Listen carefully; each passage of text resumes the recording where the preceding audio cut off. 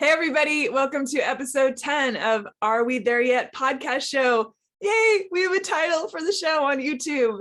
Thanks to all of you new subscribers. Super duper welcome. I'm so excited and so excited to see all the men who have signed up to be subscribers.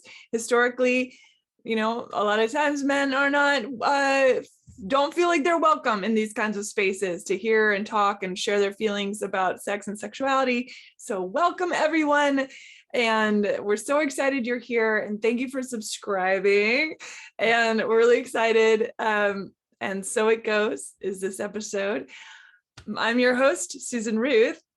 And I'm your host, Mara Adelman, and we are two humans who are having the real conversations and raising the questions we all have about where the there is when it comes to dating, relationships, and sex. Dating, relationships, sex, dating, relationships, sex. And so it goes that it's always fucking hard. Excuse the F-bomb right out of the gate. Where's your there right now, Susan? How's your there's looking? So I've had COVID this past week, so that's been real fun. On the flip side, getting better. But my there as far as relationships goes, I had a very interesting text exchange with someone who has been in my life for a really long time. We're not in a partnership or anything like that. We have never been, but we've danced around each other for years. And this particular night, he became extremely vulnerable. He was telling me all these things he was feeling and thinking and answered a lot of questions that I've had for quite a long time. And it was great. I thought, oh my gosh, we've had a breakthrough. This is wonderful. And next day, radio silence. Next day after that, radio silence. Next day after that. Basically, and I remember I asked you, I said, well, what do you think of that? And you said, oh, he has a vulnerability hangover. We'll talk more. Okay, then. Yep. This all plays very well into our topic of the day. Yeah, it felt like he gave a lot and then he had to back up. Yeah. He freaked out for saying so much. And I feel like I provided space for us to have these really intense, deep conversation and even said, hey, we could talk about this in real life, and agreed upon that was going to happen. And nope, just vanished. So I hope it frustrates me. It frustrates me. Yeah, I think, I fell for it again. And then I have to remember it's not about me. It's about them feeling vulnerable for saying all that stuff. And then waking up the next day and thinking, what the hell did I just do? And then hitting panic mode and vanishing once again. So that. And don't I think you said it to me on a past podcast. Don't feel gullible. You were being brave. Right? You were as was he. And I wish that he knew that about himself, and that when he woke up the next day, that instead of saying, oh my God, what have I done? Instead of that, I wish he would have said, wow, I was so brave. I'm really proud of myself. Yes. You just gave me goosebumps because that's what this whole talk is about today. So we're going to talk about attachment styles. And I personally believe, after doing a lot of deep diving, I only read half the book, but lately reading is harder, but I've listened to probably, 40 hours of attachment style theory. And it's going to be I'm going to try to condense all of that as easy as possible. But it really, really feels like if we could figure this out, that it might be one of the biggest issues that goes along in helping people learn how to relate to each other, not just in intimate relationships, but in all relationships. And so I'm excited. So my there is, why did we not learn this earlier? I'm 48 years old I actually started deep diving into this about a year ago. So it's a little frustrating that I feel like a lot of my relationships might have gone differently if I would have understood these things. Mm-hmm. So I hope all of our listeners feel the same when we're done. I might have to do a little more reading than normal. I still have a bit of COVID brain. I feel like I'm fuzzy, and this is a lot. So you look fantastic. Thank you. You always look fit. You do not look like post-COVID. I'm all dry and tired. You look fabulous.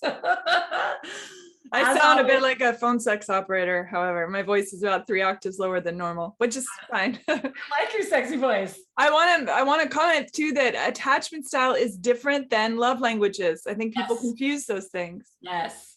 But we're going to do one on love languages someday, because I honestly think if you understand your attachment style and your love language, You're invincible. I just fucking figured it out. Da, da, da. God willing. And so on a personal note, I got back on the horse. I was pretty vulnerable and shared that last time around I was this guy I liked, and I let it go. I realized that this is his stuff, that we don't play well together. And we'll talk about more because attachment styles play into that, and that I'm not willing to keep doing that to myself. And so I've been on a video date that was ho-hum. I think we both felt that way because neither of us reached out afterwards, which makes it simple. I also believe when somebody reaches out, then I honestly just say, hey, that was great to connect, but I'm not feeling that kind of connection. I didn't have to do that because we just both probably went, whatever. Yeah. But I did go on a date. I met somebody in person and we went on a date, and that's my favorite. It just feels more organic. Yeah. Than the online thing, but I do both to do both.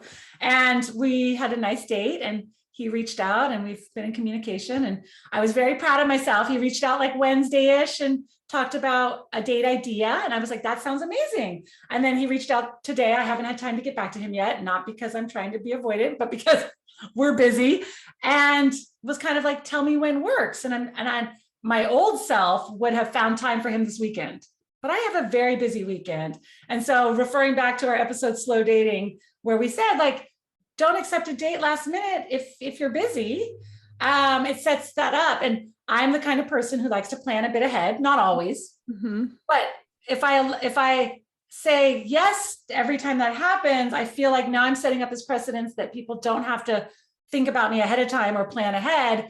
And that just doesn't work with my personality. I think FOMO brain takes over sometimes too, that fear of missing out, that people think, oh, if I don't say yes right now, then what if they never ask me again? And there's a fear of that. And my mother, I once asked her, I said, Mom, how'd you know? Because she and my father were engaged after 3 weeks of dating.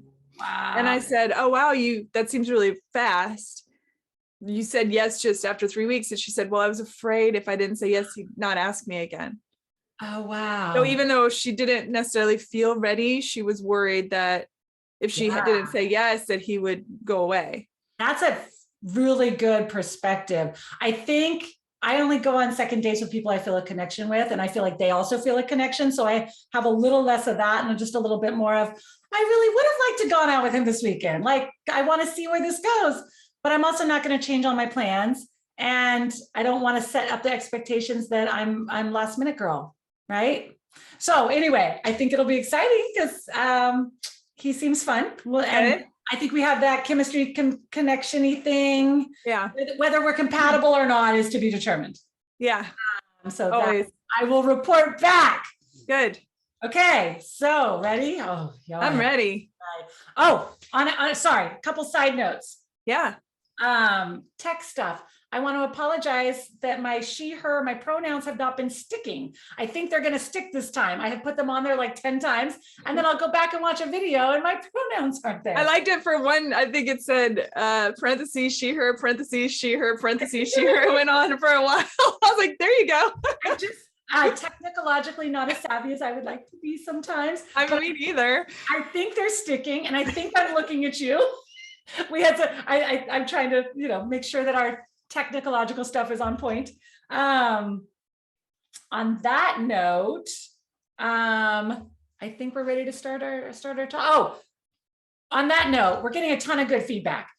This episode might be a little bit longer than some because this is really a complex topic. Some of them are shorter, but we're always going to put a ton of links down below. After you subscribe, go look below, and there's going to be a whole bunch of stuff.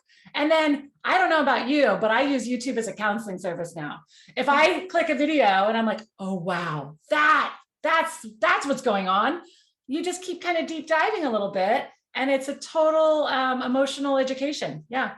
There's a lot of great reference tool, a lot of great therapeutic tools on YouTube of licensed counselors that are giving advice. So that's exciting. Coaches, love coaches. And you just have to feel what feels right to you. If it feels a little off, then maybe don't keep watching it. But yeah. So you notice how I keep stalling? I know. Well, you were nervous about this episode because there's so much information. And here's what I say to release you from that stress is that we're all learning all of this as we go. And if there's some stuff that gets left out or doesn't get deep dived into enough, it's okay, because there'll be lots of episodes to come, and we're all in this together, figuring it out. We have been very forthright that we're on this journey and we're learning too. Yes. So take that load off, sister. Okay, you did make my shoulders feel better. Thank you so much. I was like, this is like, I need to be a psychiatrist, psychologist, and this is a lot. But I'm going to try and make it simple for people. So condensing it together, attachment styles are how relationships, see, I can't even start. Let's start from the beginning. Back in the 50s, there was a psychologist, John Bowlby, and he, the poor guy, when he was 4 years old, he had a nanny who raised him most of his life. Parents were non-existent. Nanny takes off at 4. He's heartbroken. At 7, they shove him into a boarding school. And he realized that people have different attachment styles based on how they're raised. And I would assume, based on his, I didn't actually look it up, that he's probably a little bit of an avoidant personality style, because he didn't get his needs met from his parents as a child. So then moving forward, there was a psychologist, Mary Ainsworth, and they did this really interesting study called The Strange Situation, where they took a room full of toys and they brought the moms and the babies in. And the moms would then leave the babies and watch to see if they interacted in their situation with the toys. And then they would introduce a stranger into the room. So the secure, I know, right? So there's 3 types of people: secure, avoidant, or anxious. The secure babies would look around and get interested in what was going on around them and play with the toys. And when the stranger would come around, they'd be like, oh, hi, how you doing? When mom would come back, they'd say, hi, mom. And they might give her a hug, and then they're going to go back to playing, right? I would love to be secure. That sounds amazing. The anxious styled babies, which is where, looking back, I've always been, their mom would leave the room and they would go instantly into like separation anxiety, crying, upset. Where's my mom? What just happened? Whoa. Stranger would come near them, freak out, get away from me. And then not really interact with them. When mom would come back, this is what's fascinating. You think that they would cling to mom. They don't. What they do is, I'm mad at you. You just did not meet my needs. You scared me. And now I'm mad at you. The avoidant babies, same thing, not really interacting, but not as freaked out, not that separation, screaming, crying baby thing, but more of that, I'm going to be avoidant and I'm not going to really look at people and I don't want to play with that stranger or these toys. And then when mom comes back, I'm actually going to dismiss her. Dismissive. I know. Because my mom just dismissed me by leaving the room. So guess what? I can fucking dismiss you back. My mother, when I was a little girl, we were in Greece and my mother was working on her doctorate, and there was a time when I was back in the States and my mother was in Greece, and I learned to talk during that time. And my mother came back, and the story goes in my family that my mother presented me with a doll, and I looked at her and I was so pissed at her. I looked at her and the first words she heard me ever speak was, I want that doll. I grabbed it and I took off running. Wow. Didn't want anything to do with her. Yeah. You dismissed me. Watch me dismiss you. Yeah. Oh, and my older sister tells a story of she was trying to babysit me and my twin sister. And I freaked out, separation anxiety style. Where's my mommy? And scratched her all over. So like going back, so this is stuff that there's 2 pieces. There's our temperament, just the way we are. And then there's the ways that we were raised. And some of it even goes into teenage years, some of your first relationships as a young adult. Mm-hmm. All of these things cause us to have a certain attachment style. Interestingly enough, I have a twin sister and we were raised the exact same way with the same friends and the same parents. And she is avoidant and I am anxious. And I think it just goes back to temperament. I was always anxious. Was that because? And I'm always fascinated by that. Right. The fact that your temperament you're born with. Well, look at the siblings in general. My siblings and I are so different from each other. Because we're born who we are. Just going back to, if you are gay, you were born gay. I was born anxious, but then you add that layer of how you're raised and it's going to compound things, right? That's interesting. Do you think you were born avoidant and then also your upbringing made you avoidant? No, because with my father, I'm not avoidant at all. We have a really healthy attachment to each other. So a lot of it might have come from your upbringing with your mom. I think so, yeah. And she, of course, there were a lot of other issues at play with her. So that played into it. Childhood trauma. Yeah. Yeah. So she had trauma, and therefore she had trauma, and then she inflicted trauma on me. So exactly. So that unfortunately we end up in this and so it goes. Unfortunately, we don't have a lot of control over this. What it does do is make me look back at all my relationships and realize that especially this last go around with that guy, I can't really be mad at him. We are all just acting out our childhood traumas. And then if I try and picture him as a little boy where his needs weren't being met, right? I care about this person. I'm like, oh, I'm so sorry. Like, so you learned these things. So again, if we all learn together here, hopefully we have less of that. What an asshole versus, wow, that's just how he knows. That's what he's learned. Yeah, I think that's true with any relationship and in any of our interactions, that we usually come from a place of ego. It's pretty hard to step aside from that as a human being. Yes. So when we are feeling hurt or neglected and all that we come to it from us and not really thinking about where they're coming from and how they're feeling. Which is the empathy part, trying to put yourself in somebody else's shoes. Yeah. And some people are just jerks, and if that's the case. So my only dilemma with all of this is how to help people differentiate who's a jerk or who just has an unhealthy attachment style. Yeah. So we'll deep dive into it a little bit, and maybe at the end you can help me figure that out. Because I don't know, like, are they having an insecure attachment style or are they just being a jerk? It's hard to know sometimes. I mean, I go through that with that person I was talking about. Right. But I think once we understand this deeper, then you can really see name it to tame it. I love that. But if they don't name it, that's the thing, is we can hypothesize as the day is long. And unless we're able to have those important conversations with these other people, we won't ever really know, because we're still coming to it from our own perspectives and our own attachment styles. Yeah, but I go back to the more we understand about ourselves, which is how we are and how happy we are with ourselves, then we can help people get there easier. So please fill out this form and get back to me. Oh, I'm hoping that I can get to the point that when I'm dating people and they start telling me about their childhoods, I can go, oh, because of that childhood, you probably have this attachment style. We shall see. Like, I'm pretty sure that poor Bowlby guy was very avoidant and dismissive because he had been dismissed his whole childhood. I'll have to look it up someday. But so the biggest interesting part is that the root of all of these things is fear, right?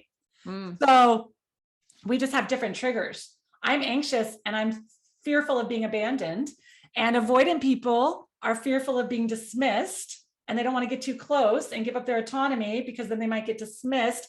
And so really, we're all coming from this place of fear, which if we can figure out how to fix that, we might be a little bit ahead of the game. So, and are there combos? Yes, I think let's hold that for a sec, because a lot of people are combos. Yeah. But first I think we need to make it more clear for people the differences. So there's secure. Those people had a reliable childhood, direct, honest communication. They always expect positive treatment and empathy and generosity from everybody they interact with. That must feel great, because I don't always feel that way. Supposedly those numbers are like 50 or 60% of the population is secure. Wow. I was like, I call bullshit. I'm not sure I believe those numbers. And most people I talk to, I think some people that are successfully married and together might be more secure, but where's the rest of the secure people? Because I haven't dated them. No idea. I know. And then you've got the anxious persons, myself. And what happened is we had to partially maybe caretake a parent. We were always looking outwards instead of inwards. And so more codependent, people pleasers. Instead of focusing on our own emotional needs, we were focusing on others because our family dynamic dictated it to be so. And avoidant persons were often dismissed as children and were not allowed to fully develop emotionally. There's two types of avoidant. There's fearful and there is dismissive.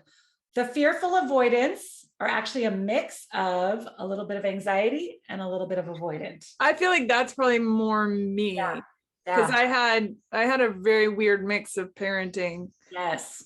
We joke and I think I've said this before, we joke in my family that we are a family of colleagues. We're not actually family. Oh, in what way? That's how we treat it. Everyone's treated like a colleague, like somebody you pass by the water cooler. Oh, yeah. And I think, yes, when we did a quiz, of course, so we'll talk about that a little bit down the road here. I think you might fall into a little bit of both based on some stuff that we've talked about. So that's not to say, I don't want to make it sound like my dad, if I had a problem or something, I could call him and he would be very loving and open to my, But he's grown a lot too, I think, in his years. People can only give what they have to give. Yeah. And unfortunately, some people don't have much to give.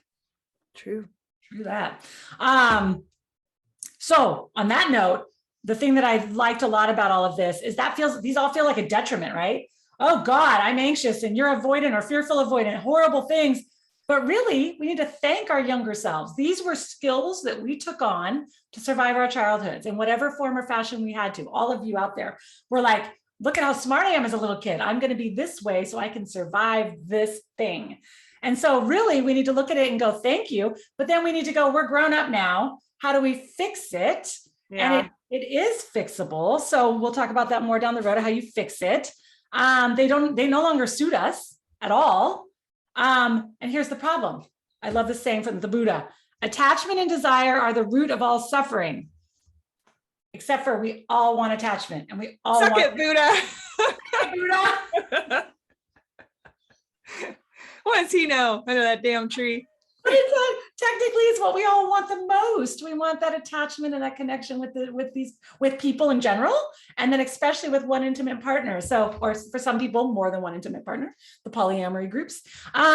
So anyway, this other lady that we linked to down below, Brianna McWilliam, I like her. She calls the anxious people open-hearted. She calls the avoidant people rolling stones, and she calls the fearful avoidant people spice of lifers, because they kind of bounce between the two. And I liked that theory from her because it just sounds a little less derogatory, right? Yeah. Yeah. Well, does it? Yeah. I mean, so telling somebody they have an anxious attachment style will probably make them feel, I don't know, anxious.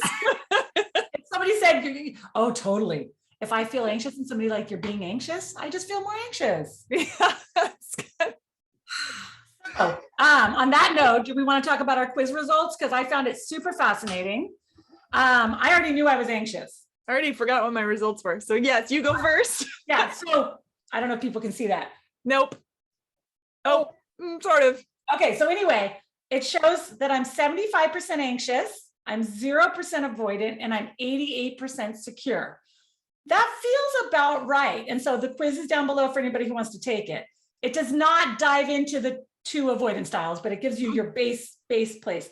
What's very fascinating, which is called earned security, is that because for the last year I've been learning about this. A year ago I took this quiz, and I want to say I was like 99% anxious. I'm like 20% secure. And so the fact that my security numbers have gone up and my anxious numbers have gone down based on a quiz, but also based on kind of how I feel and how I'm learning to navigate those things, we can fix these things. And at the very end, I'm going to give a whole bunch of ways to kind of fix it. So that's exciting.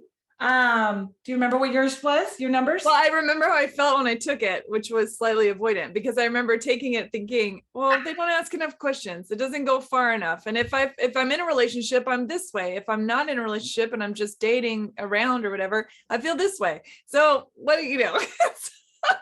You were being avoidant while you took the quiz. While I took the quiz. Yeah. I think it did surprise me.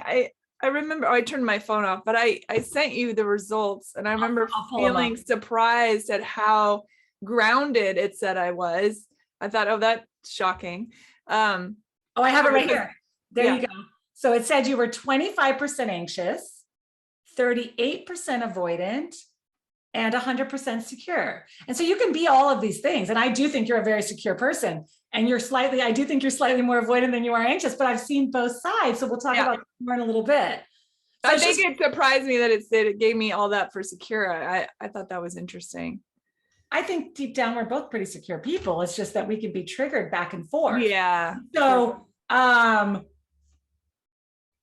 let's go into each thing, and then we'll talk about how we triggered each other, because I thought that was super fascinating. But essentially, Sorry, I have like lots of pieces of paper. This was a lot. You did a lot. Everyone, she did so much work on this episode. I really appreciate you and that you did all this stuff. And I was watching in our Google Docs how all the notes you were taking, all the videos you were watching and all this stuff. And I really appreciate that because I know it was a lot. No, thank you. And then I tried to like condense it down for people because nobody wants to go spend 40 hours watching attachment videos. I mean, if you do, I do. I love this. This is my jam. This is my happy place. So essentially, okay, the anxious group, my band camp, my people tends to be more women than men. I like to call them open-hearted, like Brianna, that lady does. Super fear of abandonment and feeling underappreciated. Skill is problem solving. But seriously, the biggest thing is that fear of abandonment. Please don't leave me. And so anxious people need to work on feeling okay alone. And the feelings that are brought up are not always a good gauge of like where your relationship is going, because I've had these crazy like thoughts and then realized it has nothing to do with the person I'm dating, that it really has to do with my own internal anxieties. And so again, the more you learn that, the more you can say, oh, this isn't this person, this is me.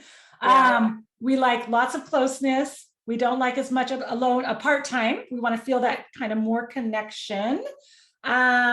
This is in partnership, correct? In partnership, yes. While in partnership with somebody.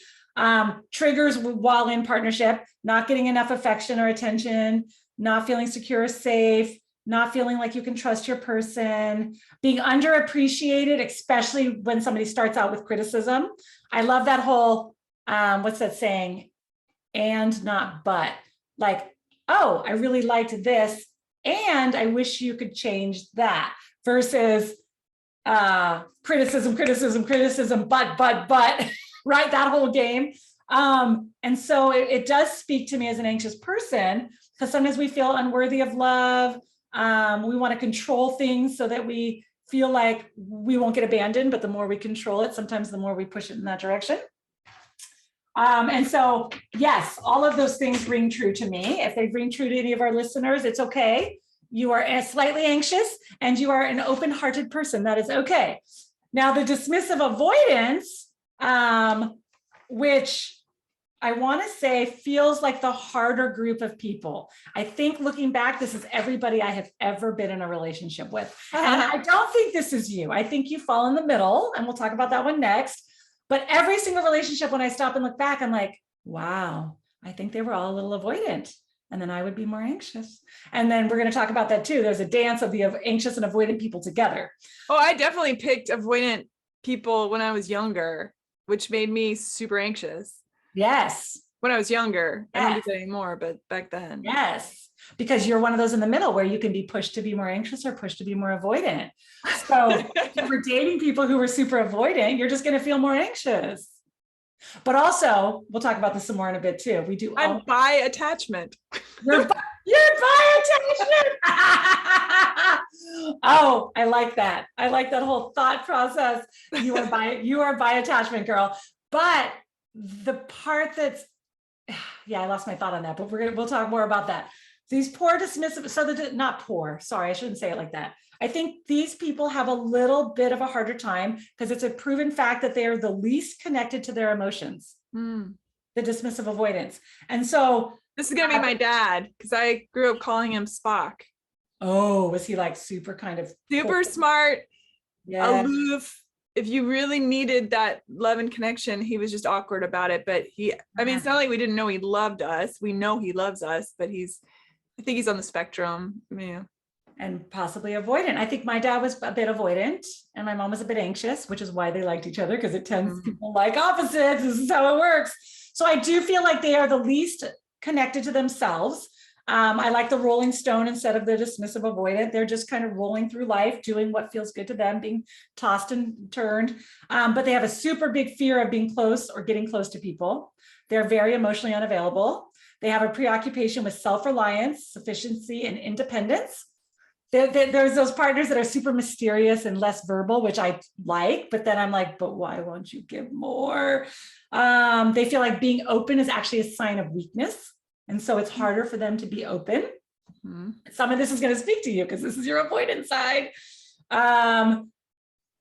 when they're trying to get into partnership, they might have really high feelings, but then their fears will overtake that. And so their fears have to be less than their feelings in order for them to move forward, which is very interesting. They can be very stubborn. And I find, looking back at all of my past partners that were dismissive avoidant, yeah, stubborn, hard to get them to kind of play along sometimes. Often entrepreneurs, they want to work by themselves. They want to stay busy. I'm busy, I'm busy, I'm busy. But really deep down, it's probably because they were praised for being productive as children while they were also being dismissed. And right? Think, be a good boy and go do this, but also don't go away. They often open up more in the bedroom because it's easier for them to then let their guard down, which has always also been one of my favorite things about my avoidant partners. It's like, oh, there you are. Look at you, not only just in the sex part, but in the intimate bedroom part. Oh, I see you now.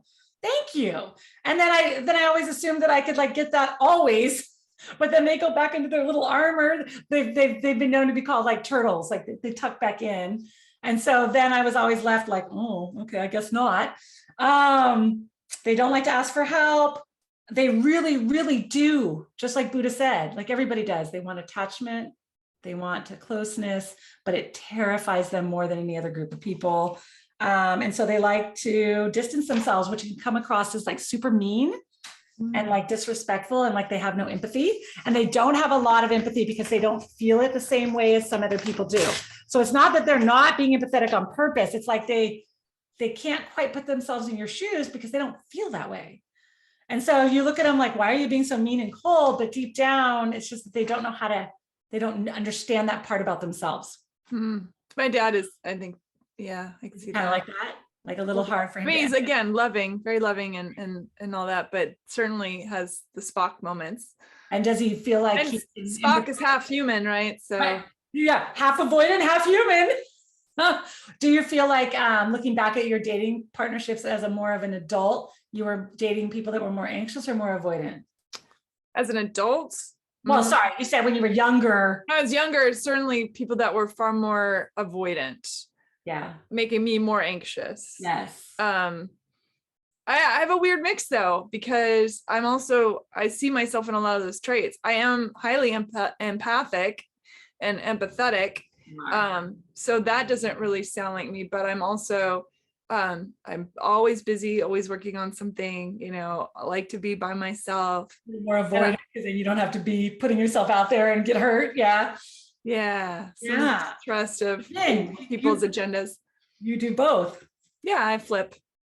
It's okay, you're allowed. Yeah.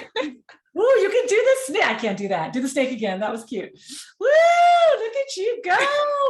Someday her and I are going to dance together, and we're going to be in the same world and do some.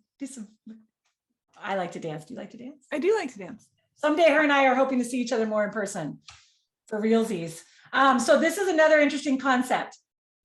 People that are avoidant deactivate, while people that are anxious protest. And so deactivation strategies, when an avoidant starts feeling like this is too much, the guy that you were conversing with, they pull away, they feel pressured, they feel like if anything is critiquing them or you're not doing this well enough, they kind of go into their little turtle shell, they move back. Hey, I'm busy, I've got work to do, I've got to go do this hobby. When deep down, it's just that you scared them and they had to deactivate.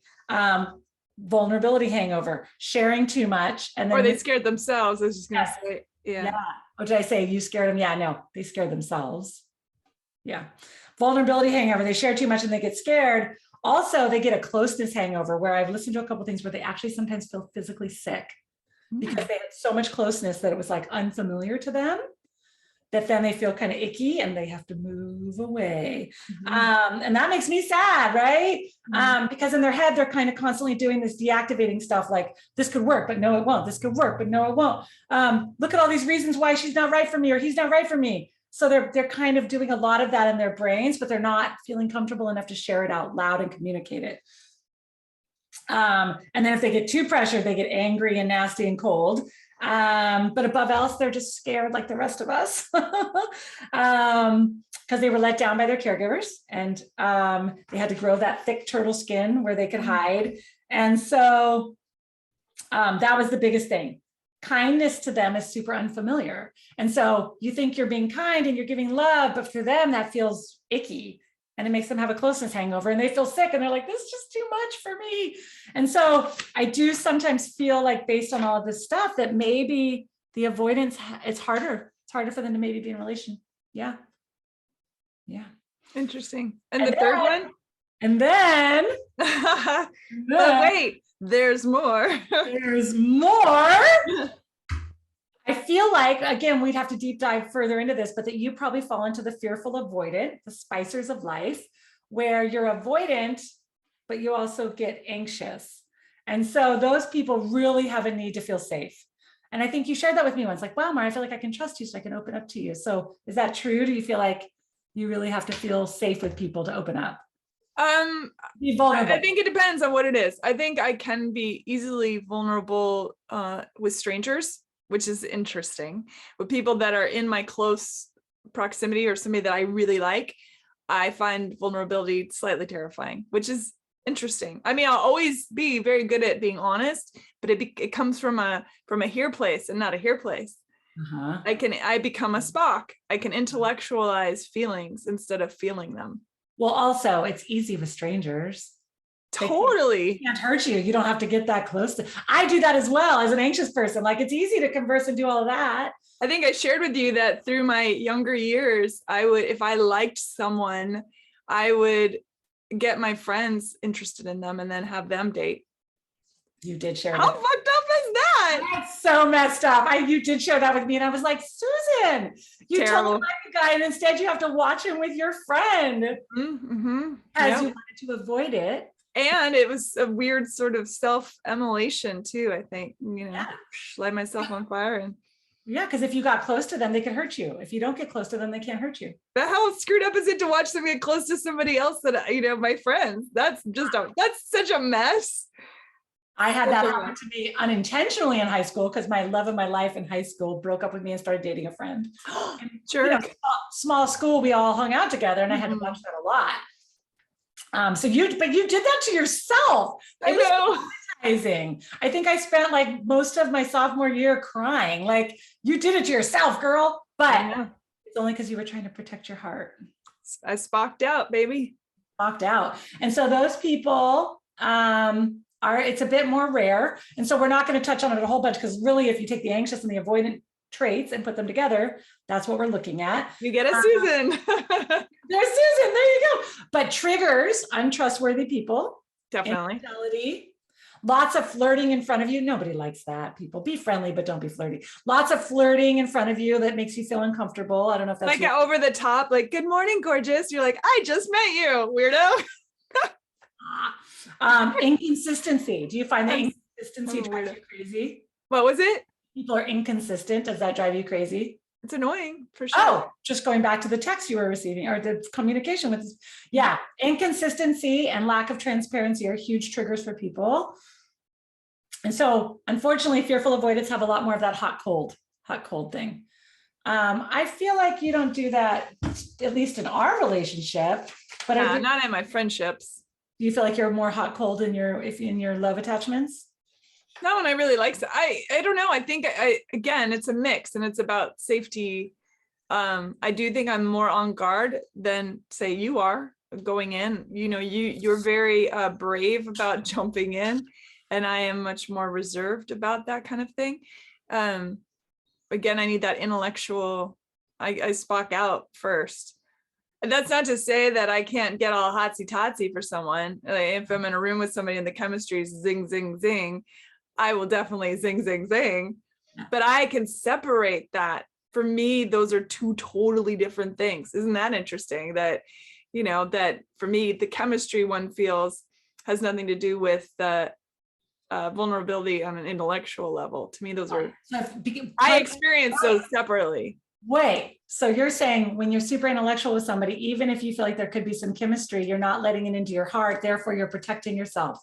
I'm saying that can happen for sure. Yeah. Interesting. So and the vice versa, that I can be like hotsy-totsy and not have my brain go, oh, I really, I can. Does that make sense? You can separate out. Yeah, it does. Live long and prosper is all I'm saying. Yeah. Wait, can I still do that? I used to be able to do that. Spock. So Walking out. I think the biggest problem that comes from all of this is the fact that I've alluded to this, is that most people like the opposite of themselves.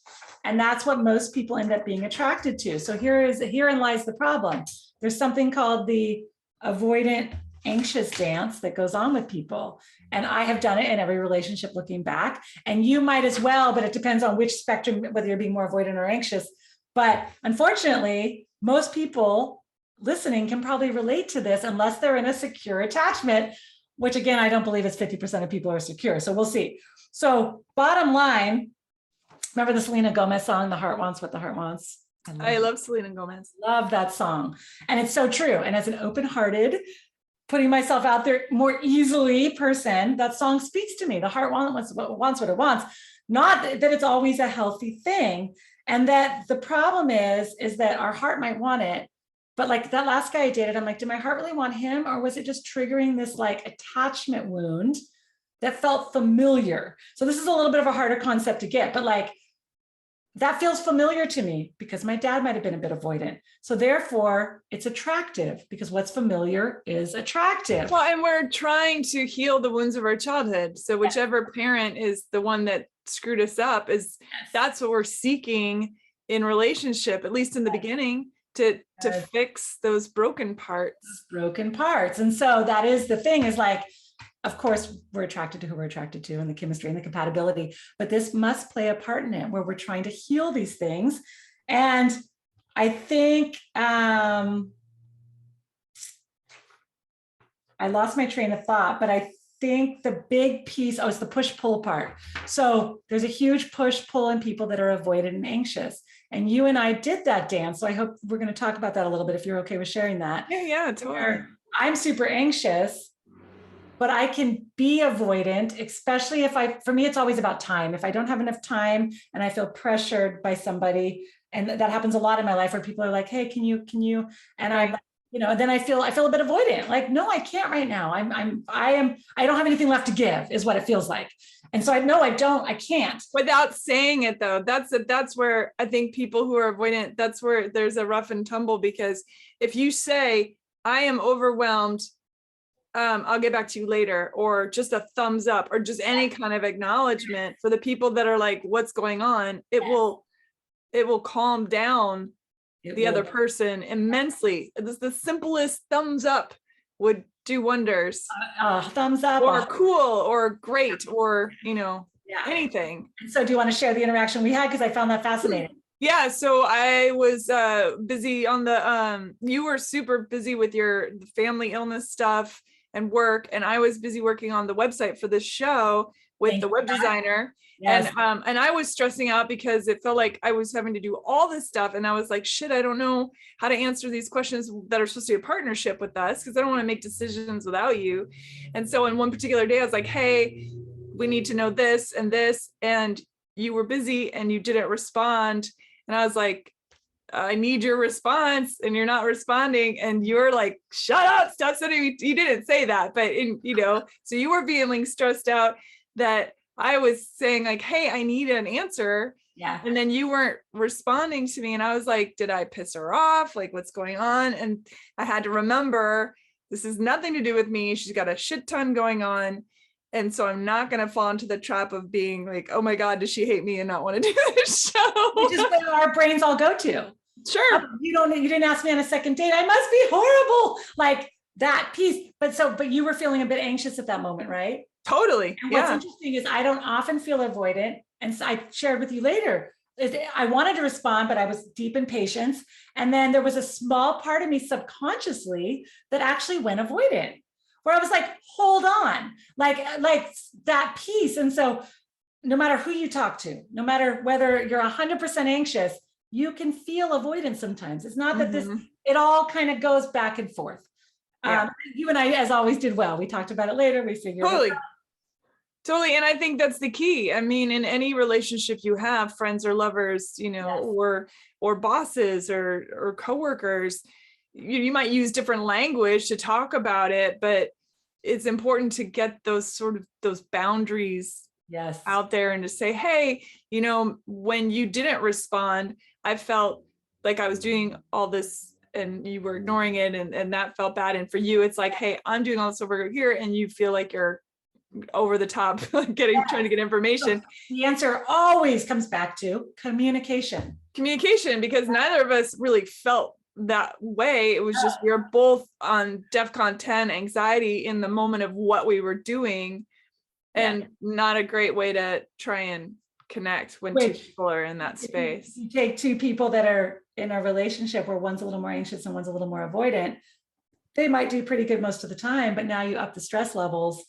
And what does that do? Because again, the avoidant person's going to deactivate and the anxious person's going to protest, which it was what happened. You sent a couple more like, hey, hello, totally warranted. You were working on our website. Thank you for that. And so it's interesting that it is this push-pull constantly. Yeah. And none of us are perfect at it. And that's the beauty. But yeah, the fact that you and I are able to say, we need to talk about this. It's great. Great practice for when we're in a relationship someday. So good. Yeah. So on that note, definitely. I hate you. I hate you too. Oh my God, it's horrible. The interesting thing. So when you take an anxious and avoidant person and you put them together, the biggest problem is in the very beginning, the intimacy levels are not going to line up, no matter how you look at it. Sure. So both people are very similar in that they don't want to get hurt. For the avoidant person, that means that they're going to keep their distance. And for the anxious person, they're going to want more. And so how do you get that to line up? Great question. You communicate about it. And so, for instance, an avoidant person could just say, based on our favorite show that we've been watching lately, How I Met Your Mother. Love that show. The avoidant person could say, you know what? I need a pause. I need a day to myself. I need to pause. It's nothing to do with you. Of course, a little reassurance never hurts. I need to go take care of these things. Or, hey, I can't get back to you right now. I need a pause because internally I'm feeling these things. Unfortunately, going back to the dismissive person, a lot of times internally they don't understand why they need the distance. And so a safe word, as silly as it sounds, will work. If you're melting down, or if I'm melting down, if we just say, rutabaga. As soon as you see rutabaga, let it go and know that you're going to circle back. Watching them on there though is so adorable. That show, I love the pause part. The pause and that's so great. That show, Marshall and Lily, I binge watched that while I was sick, and I gotta say, I think I learned more about myself in relationship watching 9 seasons of How I Met Your Mother. And I know that's crazy to say, but my God, the writing is exceptional. Their acting is exceptional, but the way they deal with all these different personality in relationship traits, and it covers everything, the avoidant and the anxious, and it's all there. Yeah. And how to do it well and how to communicate. And they use the pause. They'll be in a serious fight and they'll be like, pause. And then next scene, they're like eating crab together, pause, they go have sex, but then they come back and have those discussions, right? And so I think for me, it's going to be my safe word moving forward, because it's always going to make me think of them on the show and smile. Yeah, it's a great show. Okay. They do use a couple words that have gone passé in that show, but remember, it was filmed a long time ago. So they use a disparaging word against trans people a couple times in that show, and it's not, when the way they say it, I don't think they're trying to be hateful. I think that they used a term that was considered by cis people maybe more, but it was from a long time ago. So right. Yeah. And so that is hard when I watch things now. I grew up listening to country music. So when Hank's singing about, I'm just like, oh my God, I used to love this song. And so it's interesting as we grow as a society. Yeah. There was one where Lily's like she's hot for Bill Cosby. And I thought, oh God, oh God, because none of that stuff had come out yet. That's hilarious. Yeah. Okay. So but bottom line, the goal, if you take two people who are avoidant and anxious, I think it's doable. I mean, I have gotten more secure. If both people are constantly moving towards being secure in an avoidant and anxious attachment style and helping each other and communicating, the goal is that both people's intimacy needs are met, right? So the avoidant person maybe gives a little bit more and the anxious person backs up a little bit more. And I think that it's doable. anxious people need to make the closeness feel safe for the avoidant person. And so instead of pushing that on them, it just needs to feel more safe. And the avoidant partner needs to make distance feel more safe for the anxious partner. Does that make sense? Mm-hmm. And again, it comes down to communication and understanding boundaries. I will say that until I'm blue in the face. Boundaries are everything. Boundaries are really everything. I feel like I always get boundaries, then people walk all over them, and I'm like, well, then there you go. You did that to yourself, didn't you? But you got to thank them. If you walk all over my boundaries, you've told me exactly who you are, and I'm good to say sayonara. Sayonara. You know, it's okay. Yeah, right? And so the bigger problem is when you don't really like somebody, these things don't come up.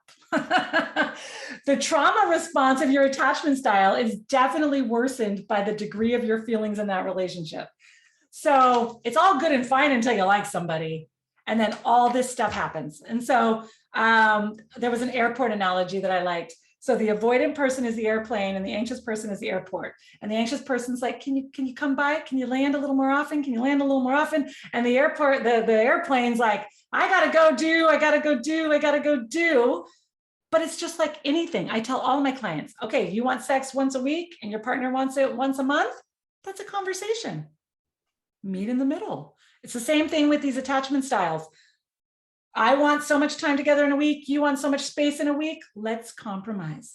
So I do think it's fixable if both people understand their attachment styles and both people truly want to work on it. I do think it's possible, which is a good thing because I truly think I'm always going to be attracted to avoidant people a little bit. So my hope is that in a perfect world, guess the best way to fix your attachment style. Is that a celibacy? Just don't do it. I know. The actual best way to fix your attachment style is to date somebody who's super secure. Because now every time you're anxious or avoidant or any of those things, they're just kind of stable. They're just stable. Eventually, I think if you're too much, they get worn out and go away. But again, I don't think I'm attracted to super secure people. Maybe I will be the more secure I get, but also they're kind of hard to find. And also to be able to, again, saying, hey, I'm about to go into an anxious panic attack because I'm feeling these things based on, maybe my upbringing or whatever, and to feel safe in that vulnerability. If somebody does not listen to that, if somebody does not take your vulnerability as a sacred thing, you're not with the right person anyway, because we're all just, again, trying to walk each other home. And if we can't hold that space for each other in those moments, or to recognize it in another person and say, you seem to be having some stuff right now. How can I help you? Or how can I hold that space? Do you need some time? Do you need a pause? That's a good one. Do you need a pause? I feel like you're having a little bit of a moment. Yes. And just being able to hold each other through the process, right? And being okay with, instead of saying, how dare you say I'm having a moment, and being like, oh, okay, I'm having a moment. Unfortunately, it's tricky. It's tricky, and it takes both people being able to self-reflect. Yeah. Both Practice. people working on their EQ, their emotional quotient, instead of their IQ. And I feel like hopefully this podcast, again, is going to help people work on their emotional awareness and learning. But it's hard. I don't know. So, look at that. There's a whole bunch of papers on the floor. We're moving through this. Is it making sense? Does it make sense to you? I think so, yeah. Okay, yeah. So, and we're always open to questions or comments. Please, you can email us. There's information right below to email us. Our email address is emailawty@gmail.com. I always had to spell it. Are we there yet? Or Ati, like hottie, but Ati. I would love people, if they have further questions and or like topics they want for the future, email us. Questions. I would like to start having us have a question at the end that kind of goes along with our topics. And so any questions that anybody has, email them in. We might not get to them right away, but if it fits in with one of our topics, we're going to answer your question on our video, on our podcast. Yeah. So the good news is we are down to, how do we fix it? How do we work on it? So anxious people, me peoples, there's a fear acronym, which I think is hilarious. Fear, false evidence appearing real. I, as an anxious person, can do that all day long. And especially when I really like somebody. Well, wait a minute. They said they were going to, and then I concoct this whole story about, which deep down leads to how they're going to abandon me and meet all of my fears and so it's very interesting that, of course, all the ways to fix. So here's the ways to fix it. Being more mindful and avoiding these mind traps. The fear one, thinking you know things without evidence, thinking worst case scenario, which I can also do as an anxious person, total catastrophizer, I can do that. Taking things too personally. It's good so those are the mind traps. We have to stay out of those mind traps altogether. And in order to do that, mindfulness, meditation, honestly, stop abandoning ourselves. So as anxious people, we're super fearful of abandonment, but we're the first one to abandon ourselves when something in a relationship doesn't feel right, yet we keep moving into that. Mm-hmm. Right? Like that's abandoning yourself. You know what you need. By the way, that noise was me putting my foot on the squeaky couch. I did not just fart. That's like, oh, that sounded bad. I totally missed it. Do it again. Is it like a whoopee cushion? Wait, hold on. Wait. No, of course I can't do it again. Nope. Susan did not fart for you, everybody. One of these days we'll get something out of one of us. So bottom line, we need to quit abandoning ourselves. For avoidant people to heal, they need to understand empathy a little bit better and even try to manufacture it sometimes. So just because they don't understand where somebody's coming from, trying to put themselves in a spot where, that one time with my sister when this thing happened, I felt similar to that. Okay, even though I don't understand it, let me try to empathize a little bit with you, because they don't have a huge empathy button, and anxious people tend to have a lot more of that like empathy thing and the need for empathy. Reassuring a partner. Sorry, this isn't off because this is ways for avoidance to heal. It is very helpful when avoidants reassure partners by responding well. But for avoidance to practice expressing their emotions, feeling the emotion, recognize it, acknowledge it, understand it is a super good way for avoidant people to start healing that avoidant side. Trying to be more honest instead of secret, because there's a lot of secrecy that goes on with being avoidant, because they feel like if they share, they're being vulnerable and they don't want to do that. So doing that in small incremental ways where you feel like you give somebody a little bit and go, okay, that felt okay, instead of that feeling of needing to go back into the turtle shell. So doing that in small little baby steps. And for them to understand that they're worthy of loving kindness. And just because they didn't get that as a child doesn't mean that they're not worthy of that now. And then if you look at how the plan of attack for people who are dating somebody who is opposite of them. So always reinforce good behavior. With a cookie. With a cookie, like my dogs, you want your treat? That sounded dismissive, but it's true with anybody, right? Animals, children, people. Positive reinforcement goes this far. Negative reinforcement goes that far. Absolutely. Yeah. And so as soon as somebody does one of those things where it's like, wow, you really did just open up to me. Thank you for that. Even if it's just a little bit, right? Making sure that everybody is listening to each other and validating each other. So if I don't freak out because you said you were going to text me in 2 hours and it took 6 hours, be like, thanks, babe. Thanks for giving me that extra time I needed to get my thoughts in order, right? Versus, and then you've got the avoidant person who's like, or I would thank them for, hey, thanks for reaching out sooner than you probably felt comfortable doing. So that kind of validating always works. For the anxious person, we should learn to hold back a little and be a little less open-hearted. And so I can overwhelm people. I can be intense. I can give too much information. And so if you're with somebody who's a little more avoidant, holding back a little is going to help them move forward a little, which makes sense. People asking for what they need. I have dated avoidant people where I've said to them, what triggers you? What do you need from me?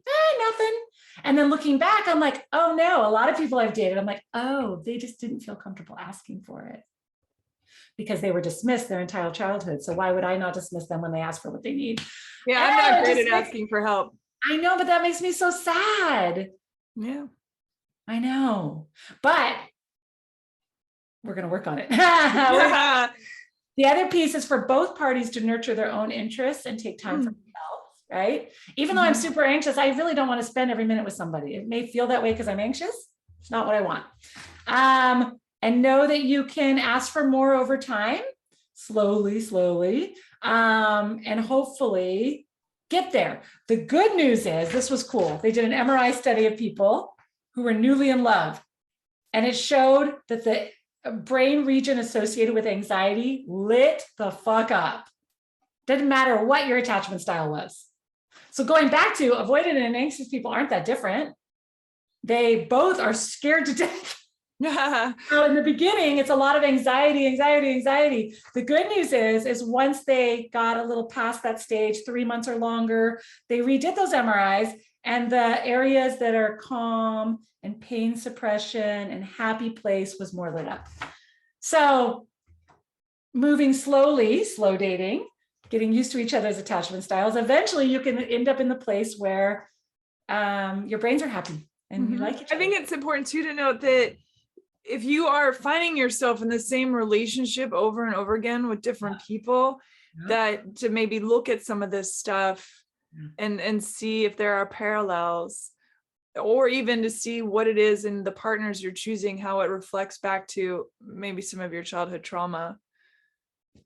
Very much so. Again, looking back, I have just dated a carbon copy after a carbon copy after a carbon copy in very different ways, but always a bit dismissive and a bit avoidant. And I would get more and more anxious and need more validation, and then it would fall apart. Yeah. And so it does take two to tango, right? It's two people dancing together, but both people have to understand. So the bigger problem is that even if you understand this stuff, and this is something we do as medical providers with people, you have to actually discuss with somebody how motivated they are for change, right? You can't just assume that everybody's going to change.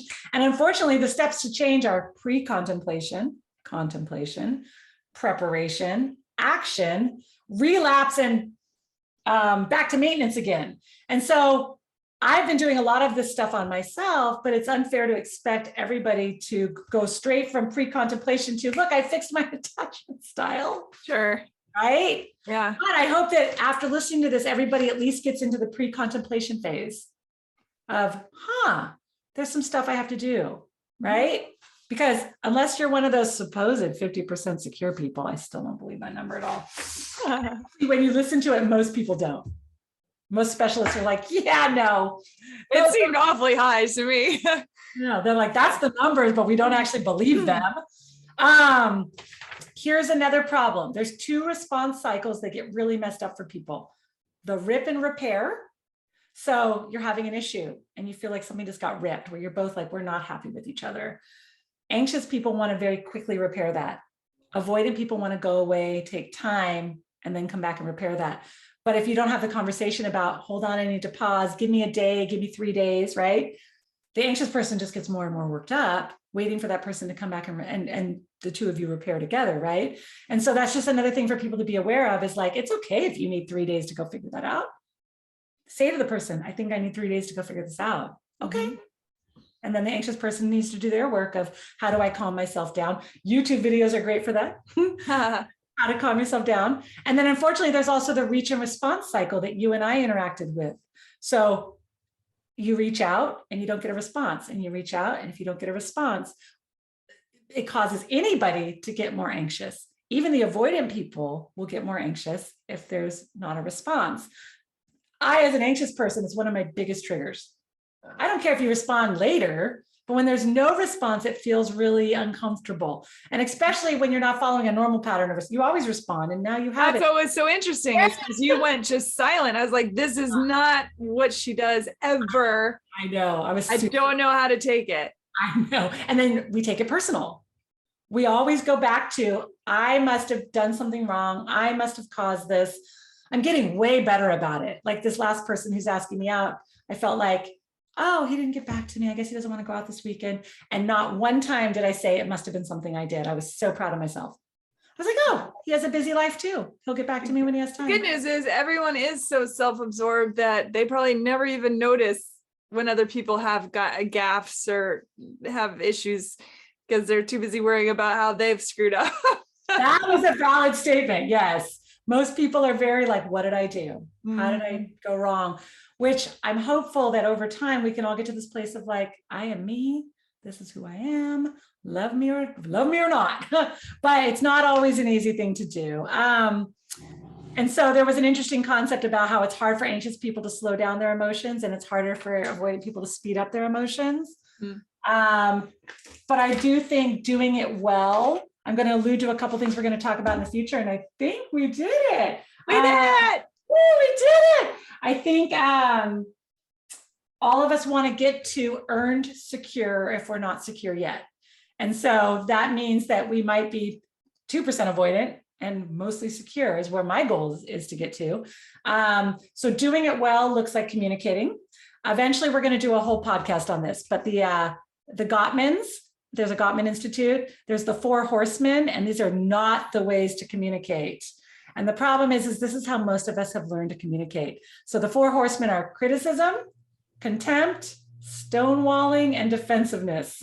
And so, yeah, I think that we're all really good at those, when instead we should be like, hold on, here, vulnerable, discussing, negotiating, compromising, understanding, empathizing, but none of us got taught how to do that. All we know how to do is roll our eyes, be contemptuous, so the good news is there's 2 types of problems in relationships: perpetual, ones that just keep repeating. You don't believe in the spiritual world or God, and I do, and we're never going to get past that. Like, how do we get past that? That's a perpetual problem. These attachment differences are solvable. And so they're not a perpetual problem. They are a solvable problem if people are willing to put the work in. Again, I'm hoping to find somebody where I just am tired. I'm hoping that if I'm doing this much work, somebody else also has, and that it's just going to be peaceful and easier. But so bottom line, I think if everybody learns themselves, figures out how to do this well, that you can have a successful relationship. Yeah. And so if you know anybody who falls into these categories, which is most of the world, share this with them. Share this podcast. Share this episode. Yeah. We did it in an hour. Oh, that's a little long. It's okay. It's got a lot of information, and people can come back if they need to. Take it in pieces. Yeah. Don't forget to subscribe. Share it with your friends. Follow us on Instagram, which is Are We There Yet IG. Oh, we do. Yes, we want to do a little more. We're going to get more motivated about our Instagram page. We're going to have a link tree on there, which will take you to all of our website and all of our pieces. So that'll be a good place for a good hub to find everything. So follow us on our Instagram page. And be patient with us as we, figure all this stuff out and the technology, and, we're jumping in. Why not? You feel like you learned anything new about yourself with all of this? Oh yeah, I think it's incredibly fascinating. And no matter what you and I talk about on this show, it seems to come down to the basics of vulnerability and communication. Ding, ding, ding. Vulnerability and communication. I appreciate you and all the work you did for this episode. It's massive. But it's helped me get to the more secure bar. So the more you understand, the more secure you can get. And then in 2 weeks, we're having a guest, Laura Zam. I met her at the sexuality conference, and online, of course, Zooming. I think she lives across maybe New York, I think. She is a sexual solutions coach, and we're going to talk about impediments to sex. So everything from pain, disabilities, aging body parts, and how that changes things. And so that's going to be an interesting talk. And then I think after that, it's the toys talk. So bring out some show and tell and talk about how toys can enhance things. And also we might actually touch on that a little bit with Laura about how utilizing toys with disabilities and all of that will be helpful. So yeah. Yeah, great. Also, last thought, because of course I can't leave Matthew Hussey out of it. He's so adorable. Love Matthew, yeah. He said a lot of relationships end not because the other person can't handle your attachment wounds, but because they can't handle your weapons. And so we all put our armor on, right? The avoidants go into their little turtle, and the anxious people, the open-hearted, don't have a lot of armor, but we're really good at like pulling out the swords when our needs aren't getting met, right? Mhm. And so if everybody can just, like you said, be vulnerable, communicate, and put down the weapons. Put down the weapons. Yeah, pull off some of the armor, put down the weapons. Yeah, we're gonna get through this, y'all. We're gonna get through this together as best we can. Thank you for watching and listening, and we appreciate you. Keep subscribing, get the word out. Mara, I love you. Thank you. Love you to pieces. Thank you. And I look forward to seeing you in a couple of weeks to talk about impediments to sex. Yes. Bye, everybody. Bye. Have a good one.